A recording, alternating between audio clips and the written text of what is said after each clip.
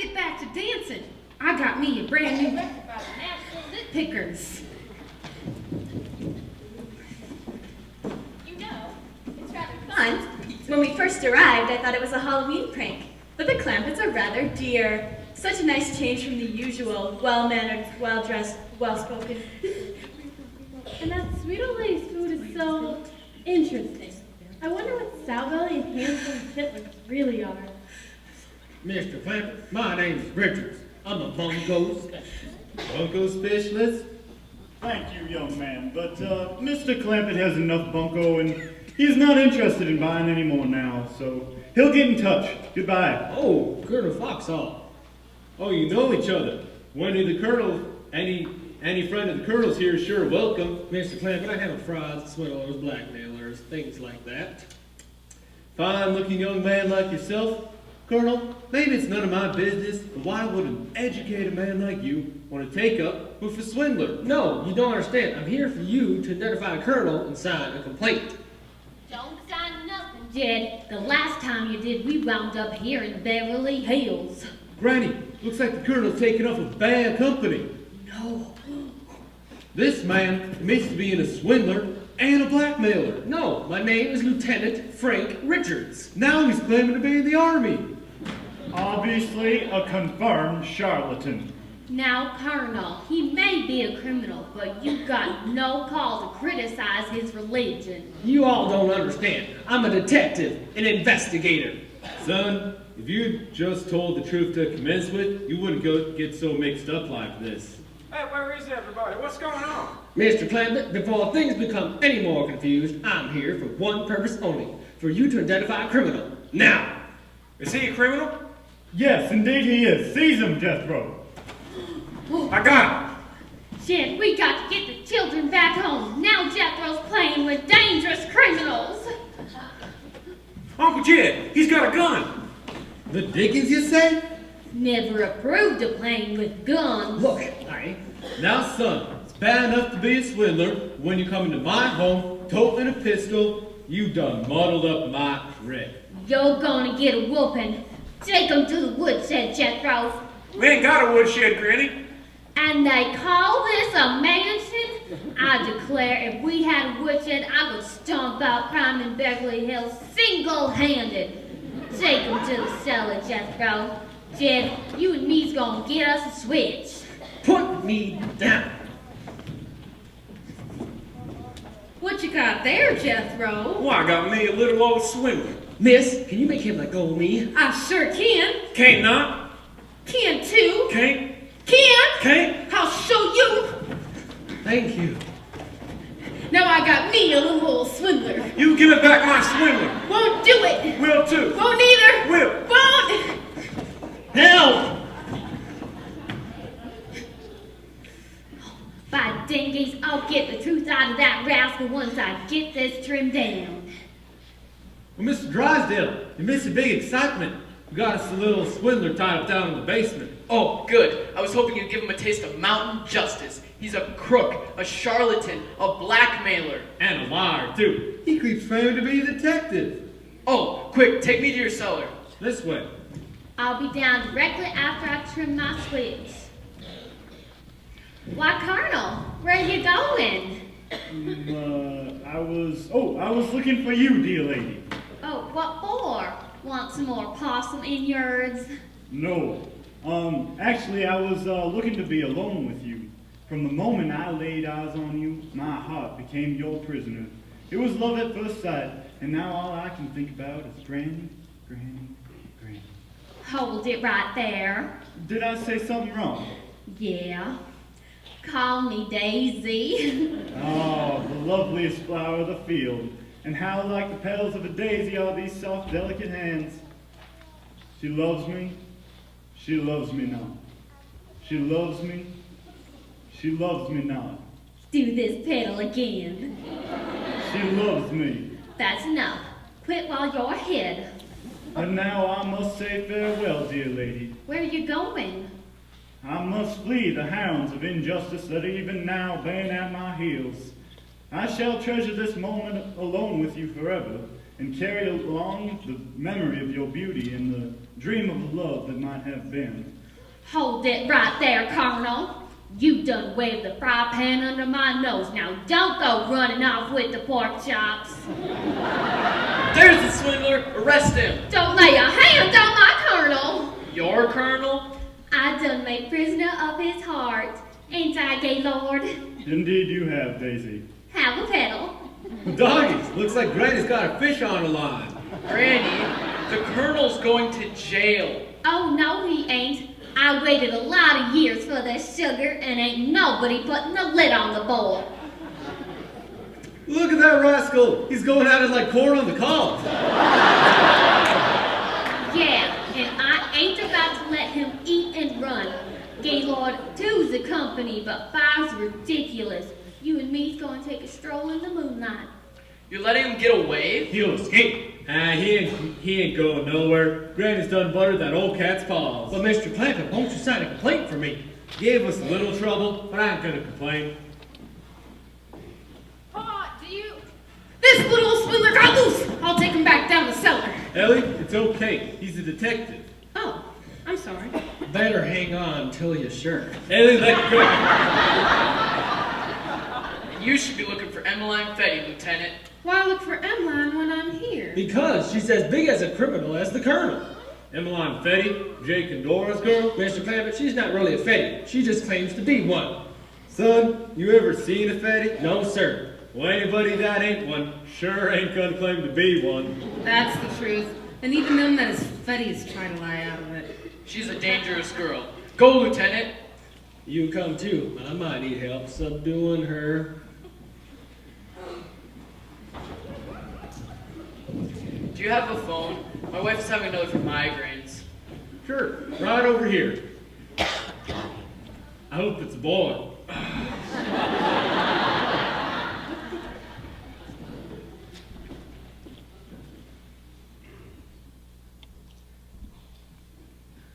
I must be in love. Jethro. Howdy, man. Jethro, it's me, Emmeline. Hot dog, I didn't work my magic on you. Oh, you sure did, Jethro. Now, if I could just find a way to get to town, I could find me a job and pick me out a new name. A new name? Well, yeah, the police are looking for Emmeline Fetty, so I gotta change it. Well, I'll think of something. Oh, would you, Jethro? I got it. Alverna Fetty. Well, I think we gotta change Fetty, too. I need a city name. How about Chicago? I mean a Christian name. Well, how about St. Louis? Well, never mind. I ought to be thinking about a job to get. Well, you could work down at Mr. Drysdale's bank, if I could learn you to cipher. Oh, boy. Never mind. Old Mrs. Drysdale's is jealous of the cat with one kid. Really? I better go. Go outside, Jethro, and see if anyone's coming. Well, okay. Jethro! Oh, Jethro, for this whole horrible half hour I tried to forget you, but it's no use. My tortured brain keeps crying, Jethro. Jethro, I can't think anymore, so I know you must be the man for me. Maybe it's the animal in me, but it's nature, Jethro, nature. Just like fish gotta swim and birds gotta fly. You know, that's true. Oh, I'm so happy you understand. I'm surprised.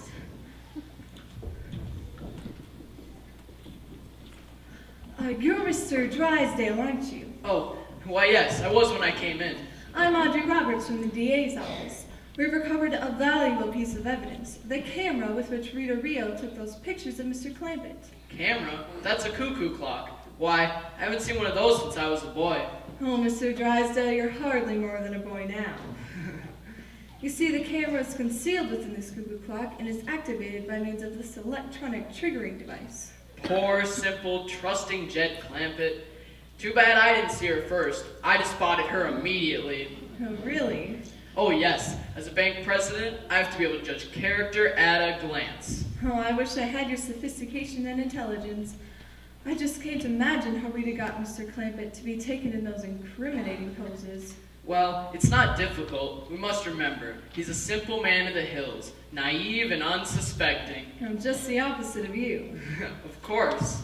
Now, she probably put the camera on the table and concealed this triggering device on her person. How unscrupulous. And then she put her arms around him. Like this? Yes, something like this. I see, because you explained it. Then she kissed and triggered the camera, like this. Well, I'm always glad to be of service. Oh, you were, thank you so much. Be sure to let me know how things develop. Well, there should be a development very soon, and we'll be sure to keep you in the picture. And they talk about police brutality. Colonel. I think that a cat can lose his cool groovy, baby groovy. With all the kids that swing around school, groovy, baby groovy. But live and let live, forget and forgive. I'm telling you, Jack, I'm taking you back. It's groovy, baby groovy. Groovy, baby, groovy. Groovy, baby groovy. Pardon, were you addressing me? Groovy, baby, groovy. Is this some kind of new game? Groovy, baby groovy. Groovy, baby, groovy. Groovy, baby, groovy. Gotta keep up with the times, you know. Can't have a stuffy image. Oh, yes, my lovely Daisy. If ever a woman deserved to have luxuries lavished upon her, it is you. Had I but the ways and the means, these fingers would glitter with diamonds, this wrist would gleam with silver, and this brow would be crowned with a tiara of platinum and pearls. How about a gold tooth? If it were within my power, I would shower you with gold. However, the slings and arrows of financial adversity have me momentarily immobilized. Does all that fancy talk mean you is broke? You do have a way with words. Well, why didn't you say so? I have a great big mattress just stuffed with money. You have? Yeah, and it's your kind of money. Confederate. Who's that? That's, my niece, Rita. Go peddle your papers, darling. The colonel's talking mighty purty listening. I must speak with her. The poor tyke. I'm her only family. I'll be right back, Daisy, and whilst I'm gone, consider the moon. Consider the mellifluous moon and the stationary stars and the peripatetic planets. Wander in the heavens and shining their radiance down on the white, upturned eyes of the poor romantic fools below. I declare, Gaylord, your mouth goes like a whippoorwill's behind in a whirlwind.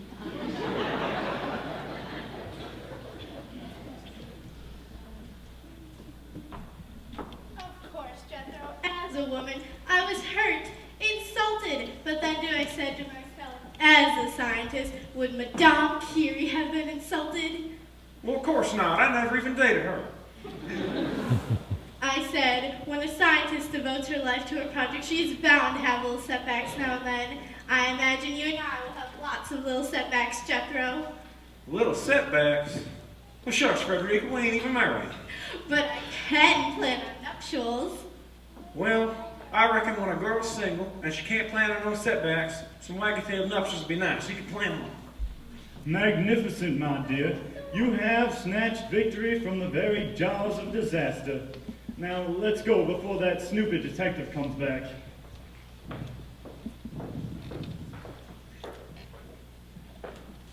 Jethro, my dear boy, have you seen that, charming Mr. Drysdale?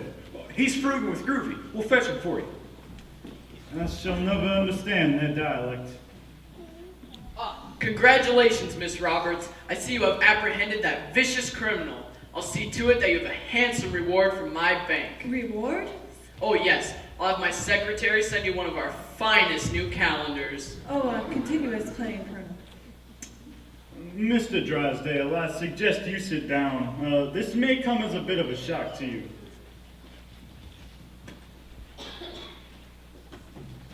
What you doing? I've been studying the moon, and I've been figuring how long it's been here before we come, and how long it's going to stay after we go. Sounds like some mighty serious studying. Well, the mind's got to chomp up its ideas and let them set a little bit before they do any good. And right now, I got the Colonel and all the Beverly Hills on my stomach, and it don't set light. Where were you? I was looking for that detective, and Ellie Mae that's supposed to be looking for Emmeline, and I've been doing a little ID chomping myself. No, you will not stop. I want Milburn, and I intend to get him. I am a sick woman, Miss Hathaway. Yes, Mrs. Drysdale, but if you're sick, you should be at home lying down. There's no point to lying down and being sick if there's no one there to watch you suffer. I want Milburn. I'm getting Milburn. $50,000 or we take the pictures to your wife. $50,000? You're not dealing with an ignorant hillbilly. I'll call the police, the FBI, the Attorney General before I pay you a red cent. Milburn! Ah, Mrs. Drysdale. I'll pay. What are you paying for? This lovely antique clock for the game room.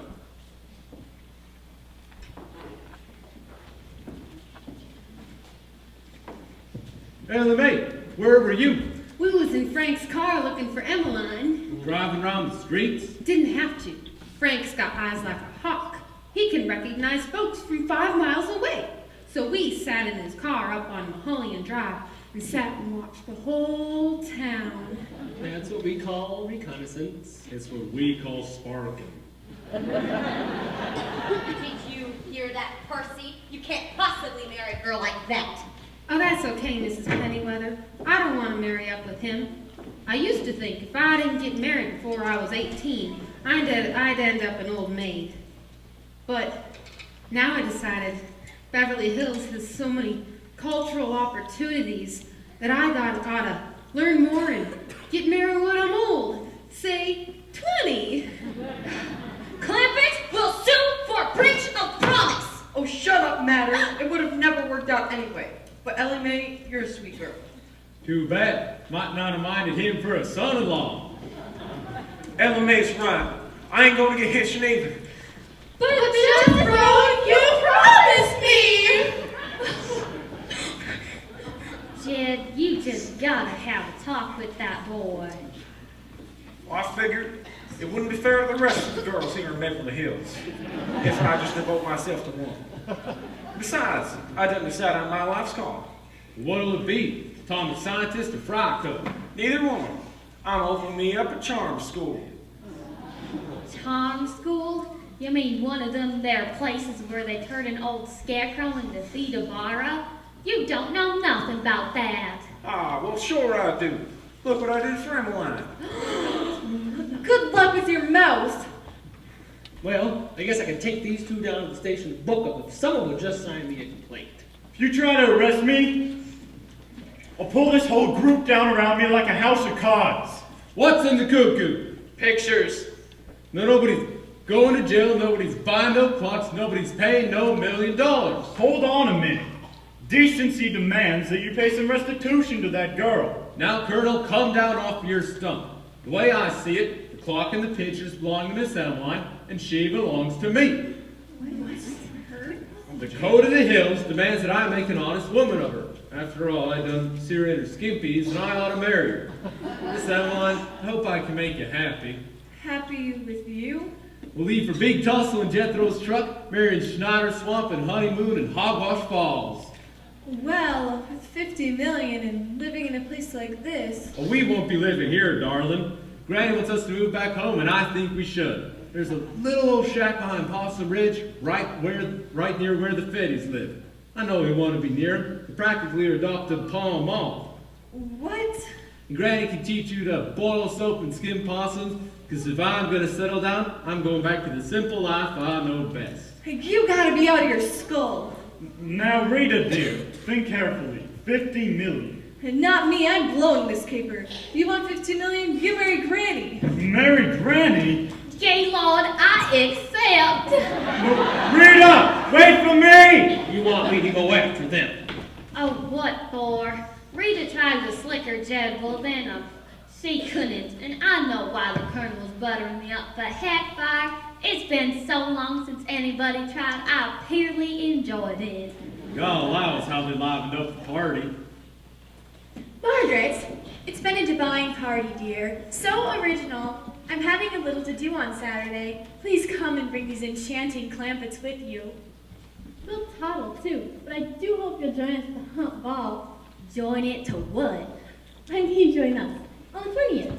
Now that's right neighborly. It'd be a pleasure for us to come with you. But Granny, I thought you was fixing to go home. Well, I figured on it, but if they can keep things this exciting in Beverly Hills, I might as well stay. Heck, fire, I'm too young to be buried in them hills.